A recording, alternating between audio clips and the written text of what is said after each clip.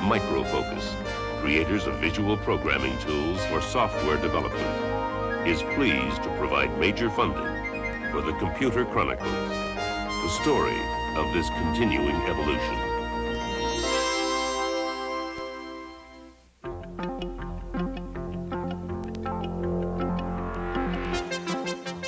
Welcome to the Computer Chronicles. I'm Stewart Cheifet, and this is Herb Lechner, sort of sitting in for Gary Kildall this week. Not really. Gary's going to be with us, but on the other side of the table today because our subject is operating systems. And as you may know, Gary Kildall is the creator of CP/M, perhaps the major operating system in use today. Herb, operating systems is kind of a tough subject because as computer users, we all deal with operating systems, but frankly, not very many of us really understand what it is. Give us a brief general introduction to an operating system. Well, Stuart, I guess operating systems are most exciting when they don't work, and that you don't want to have happen.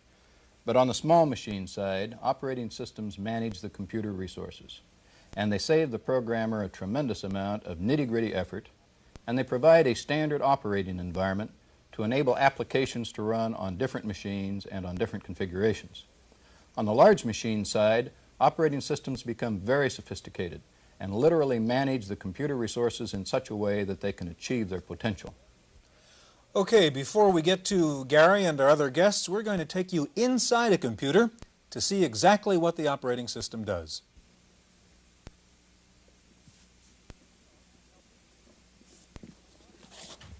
Hello, can I help you? Yeah, where are we? Well, you're standing inside an Apple IIe microcomputer. And who are you? Well, I'm Bruce Tognazzini. I'm an engineer with Apple Computer, and I'm here to check out and make sure everything is perfect on this computer because we have a report that in just a few seconds here, one of our owners is going to be turning this computer on. And what is all this stuff? Well, these are the parts that make up an Apple computer. That particular chip that you're standing on is called a microprocessor, and it's pretty much the heart of the computer, kind of the moderator of the talk show that goes on. And these two chips down here, these are very important ROM chips, which have the built-in basic language and the very kernel of the operating system. And then these 8 chips out here are the RAM chips, and they hold the information that comes in from the disk drive and that the user types and the programs and so forth. Bruce, we're trying to figure out what an operating system does, and maybe you could help explain it. Well, sure. An operating system essentially runs the entire computer once it's come in, but right now it hasn't turned on all of it. I see the user's about to flick on the switch. It's all right. It's only about 12 volts. The power light goes on, and then the little microprocessor here has the job of checking itself out and then turning control over to this ROM chip. This ROM chip, in turn, has a very small program which goes back to the back of the computer and checks out and sees whether it can find a disk controller card, which of course it can because there's one plugged in here. And on the disk controller card is another ROM, and this ROM now takes control from that one and begins to bring in the disk operating system off the disk drive through this white cable. You probably saw the disk drive while you were on your way in here. And then that comes down and starts filling in these RAM chips here. Fills up about 1/5 to 1/4 of the RAM chips with the disk operating system. It brings in any language and perhaps any program the user wants to do. And after about 15 to 30 seconds, it's all done. The screen gives a message to the user, and then the user can go to work. Okay, well, I've got to get back to the Computer Chronicles. Thanks a lot. Certainly. Thank you.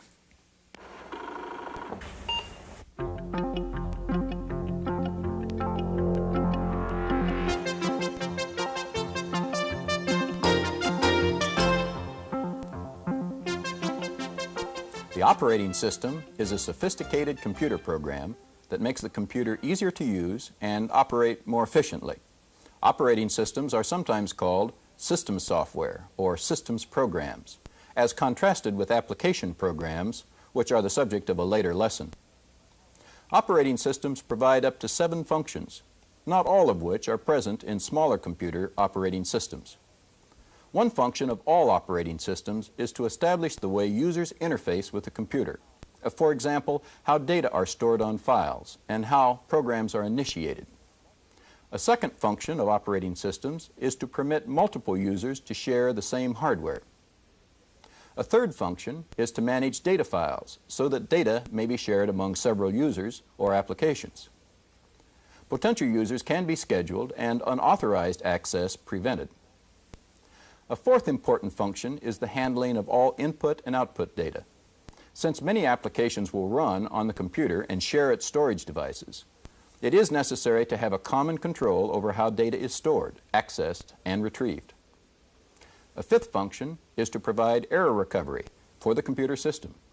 If an error occurs in the process of reading data from an input device, for example, the system will try to reread the data several times until the error is recovered or bypass procedures initiated. System accounting is a sixth operating system function. This function keeps track of the machine resources so costs can be apportioned among multiple users.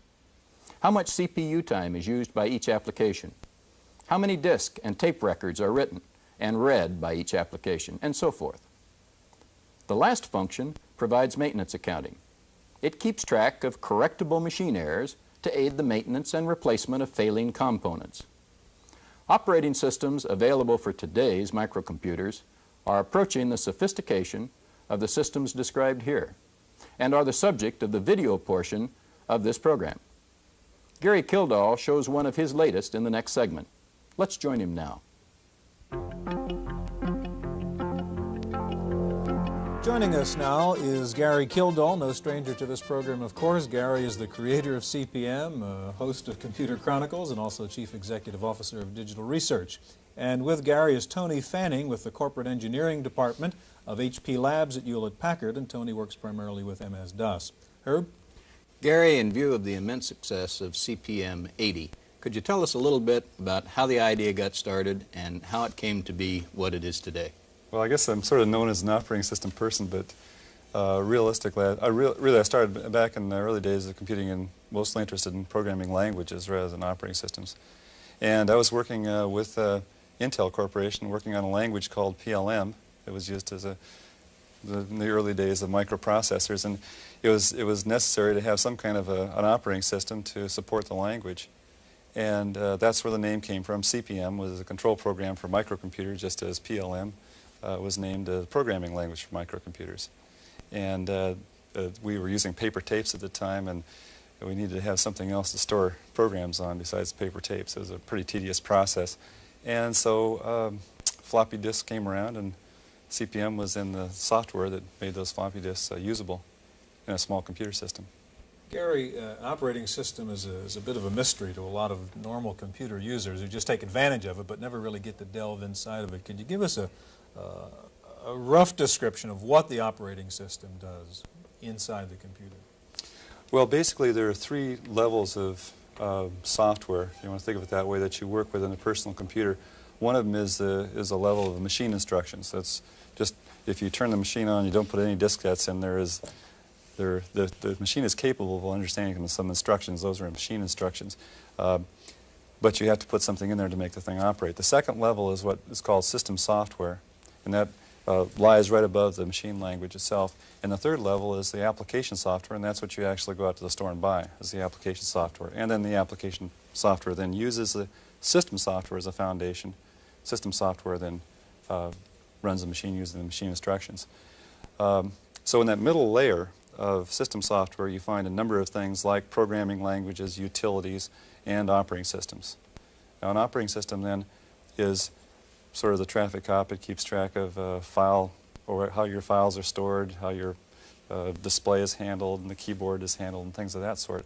And so it's just the foundation for it's like a record player when you're playing records. Well, you have the perspective as a developer, Gary. Tony, you're a user of operating systems. What, as a user, do you seek to find in an operating system?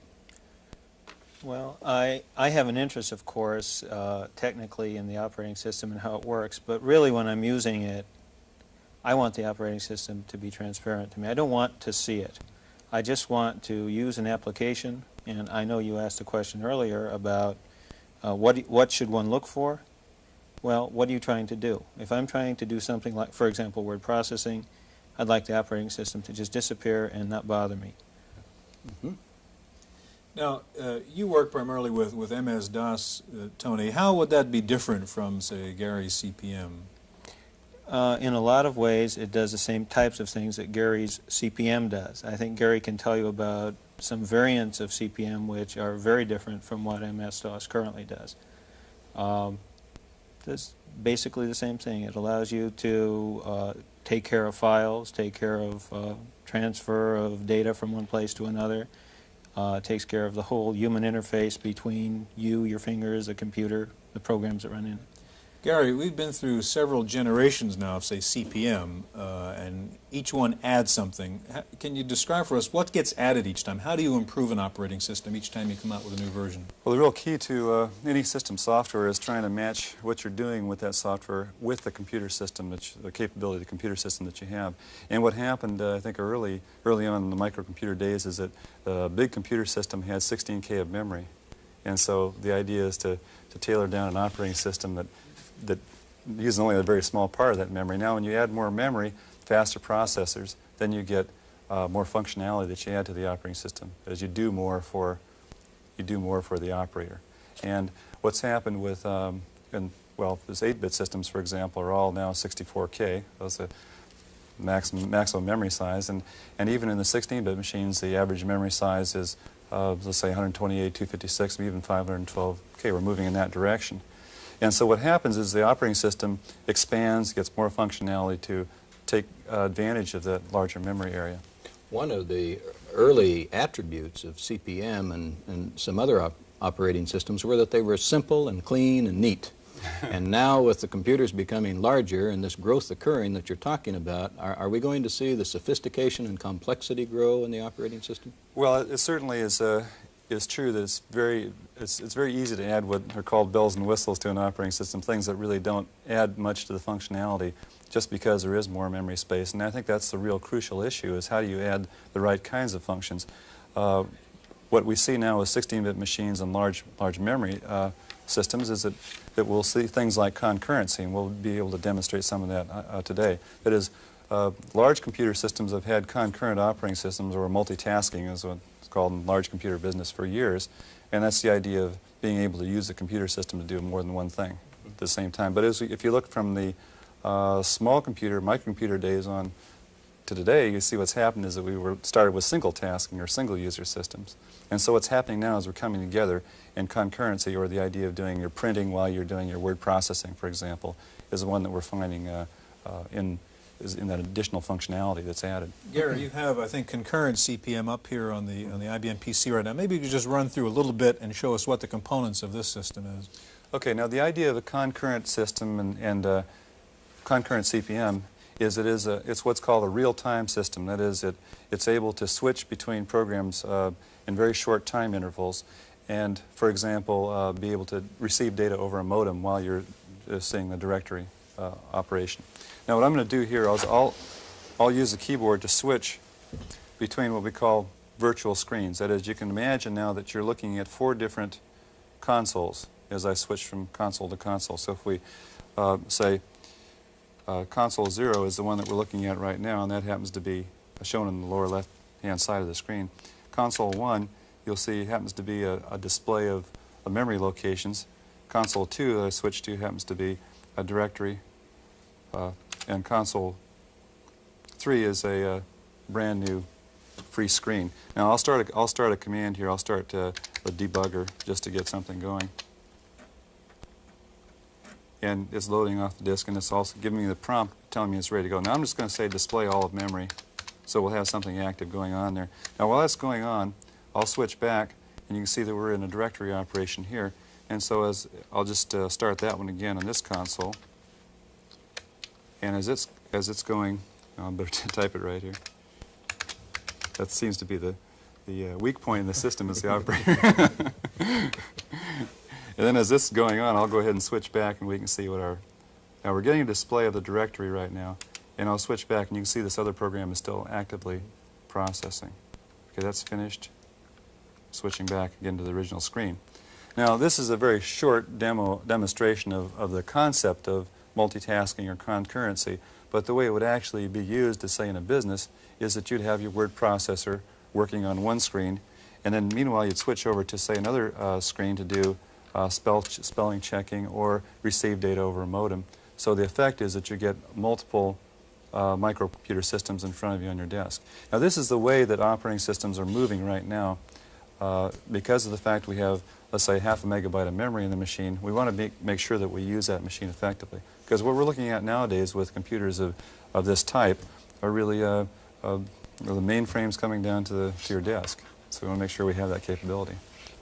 Okay, well, Unix and Xenix may sound like two characters out of a Star Trek episode, but in fact they're two very elegant operating systems, and we're going to take a look at them in just a moment.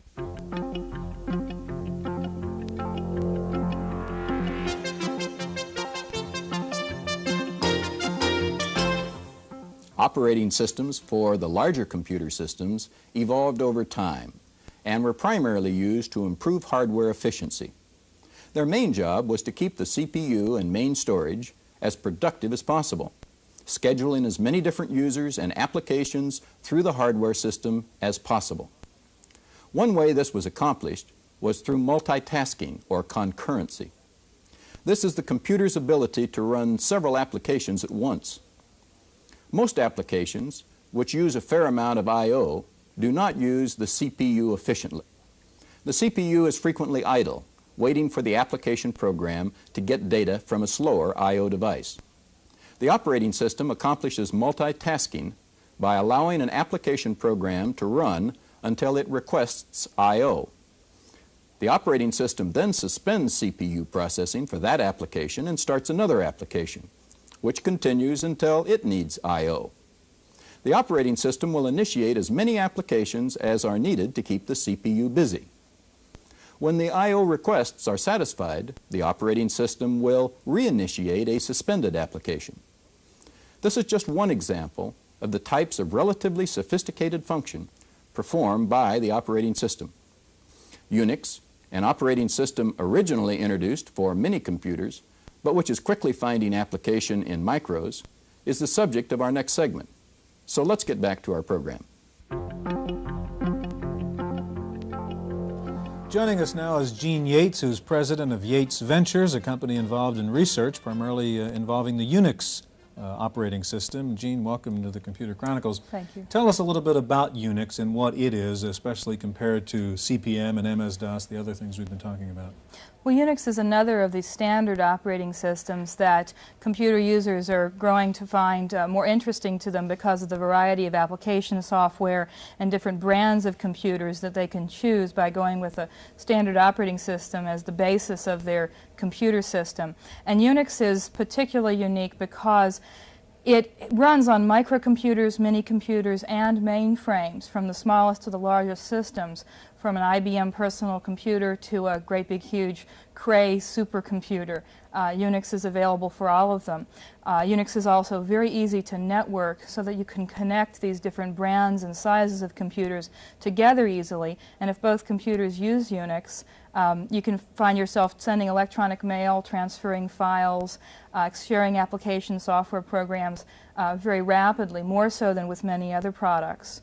Another major facet of Unix is that it's multi-user. That means that more than one user can access several different programs at the same time with Unix. So one person at a terminal into a computer could use an accounting system, while another person at the same time is doing word processing, while another person is sending electronic mail, each running a different application at the very same time using the same computer, just different terminals.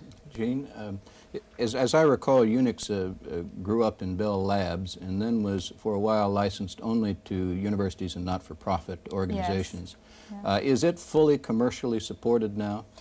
Well, Unix has a long history, and it was first introduced in its most primitive form in 1969. It wasn't until the Bell system was deregulated, I think we're all aware of the big doings with ATT, that ATT could really sell and support the product. They legally couldn't do much with it because they were precluded from entering the computer industry until deregulated. But the newest version of Unix, called System 5, which is about the 6th version ever released by them in a number of different names, is commercially supported. And although the product still needs to be enhanced and improved for small systems and beginning end users, ATT seems to be making some big strides toward that. Mm-hmm.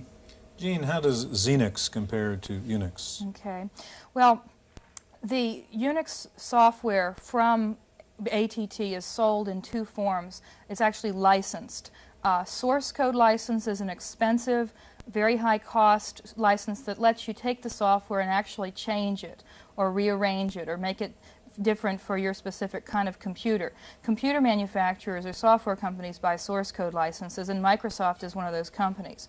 Microsoft has purchased Unix source code and has fixed it, changed it, enhanced it, whatever, so that it runs on different kinds of microcomputers. It runs on the Tandy System 16, the Apple Lisa, the Fortune Systems 3216. It's rumored they'll be introducing it for the IBM PC XT. So Xenix is just Unix with a few enhancements for personal computers or for microcomputers. Tony, you have used Unix. I always sort of associated Unix with the PDP mini computer line, and Gene has just told us that it's growing up and down. What has been your experience with Unix, and how long have you used it? Oh, I guess I've used it about 5 years, which makes me a relative newcomer compared to a lot of the people that have been using it, but makes me an old-timer with respect to the microcomputer users. I still haven't used it, actually, on a microcomputer, which is pretty amazing. As I told you earlier, I do use MS-DOS on a variety of computers. MS-DOS is reputed to be moving in the direction of looking more and more like Unix. You might want to tell us about what that really means. I'm really curious to see what the next release will be like. Well, it's difficult because so far the most energetic movers and shakers towards microcomputer Unix have been companies not ATT, because ATT hasn't been allowed to. Microsoft and now a few other companies as well are getting into it. We can theorize that ATT will introduce a whole line of computers. They are going to be a computer company that's fairly well established. If they introduce micros, minis, and mainframes all running Unix, we'd have to assume that whether they do it immediately or fairly short term, they should try to offer the commercial features that the user is going to demand. Because right now it costs a lot more for a computer company to hold the hand of a beginning Unix user than it does for MS-DOS or a CPM86 product. Gary, Tony said MS-DOS is moving in the direction of Unix. Where is CPM in this picture? Well, I think that the influence from Unix has been a very good one in the microcomputer industry, especially around Unix tools, the C language, the utilities, things of that sort. There's also work that we're doing with Unix ourselves in conjunction with Intel, and we'll see some offerings of that sort. So we believe that it's basically that the Unix systems are, for a variety of people, a certain segment of the market is a very important market.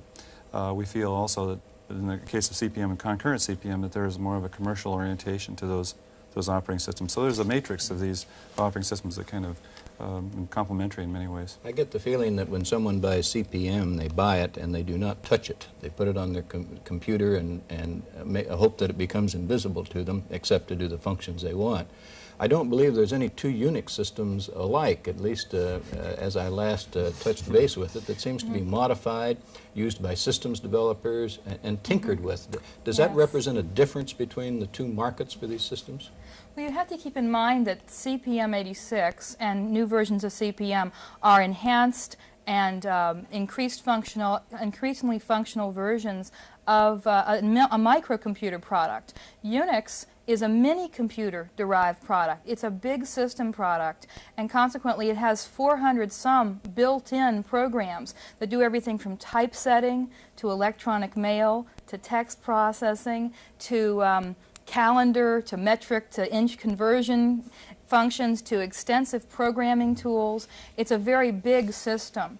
But it's very modular. It's like building blocks or alphabet blocks from childhood. You can take these blocks and you can combine them in many different ways. So people who buy Unix typically, for example, my Unix computer sitting on my desk, I've extracted from it about 2/3 of the programs because I don't use them. I'm not doing program development, I'm not doing typesetting, and I just keep the parts that I like. And the nice thing about Unix is that it's sort of a do-it-yourself operating system. You can take all of these utilities that are available and make your own little system together. It does take more studying and expertise to be able to do that than with CP/M. It's a harder to understand product. Folks, we are out of time. Gary Kildall of Digital Research for today, Tony Fanning of HP Labs, and Gene Yates of Yates Ventures. Thanks for joining us, and thank you for joining us for this edition of the Computer Chronicles.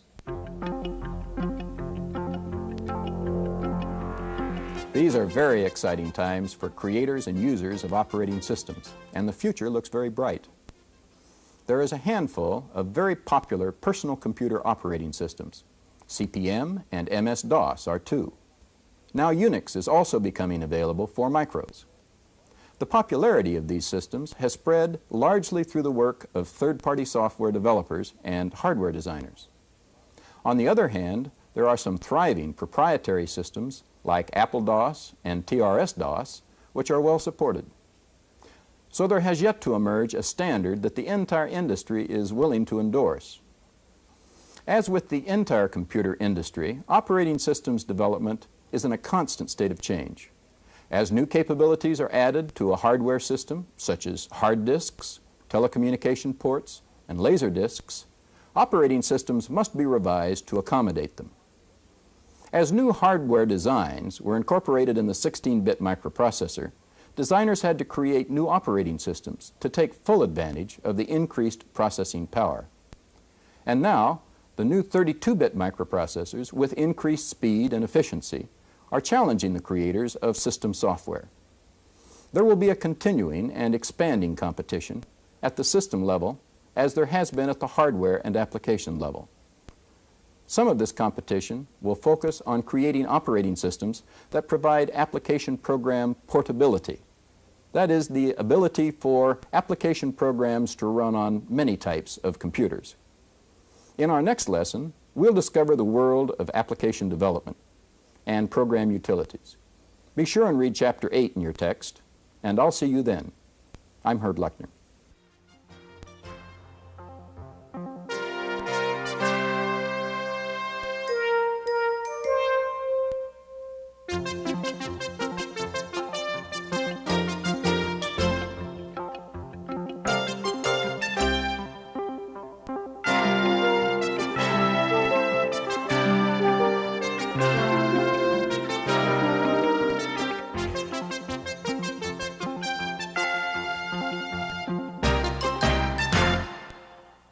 Microfocus, creators of visual programming tools for software development, is pleased to provide major funding for the Computer Chronicles, the story of this continuing evolution.